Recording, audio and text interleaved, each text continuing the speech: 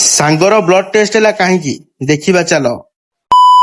ତ ଜୟ ଜଗନ୍ନାଥ ସାଙ୍ଗମାନେ, ମୁଁ ସକାଳେ ସାଙ୍ଗକୁ ଫୋନ କଲି, ବାପାଙ୍କୁ କହିଲି ଟିକେ ଖାଇବା ଦବା ପାଇଁ। ଦୋକାନରେ ପହଞ୍ଚି ଗଲୁ, ବାପାଙ୍କୁ ଦେଇଦେଲି ଖାଇବା ଦେଇ ଆମେ ବାହାରି ଗଲୁ ତେଲ ପକେଇବା ପାଇଁ।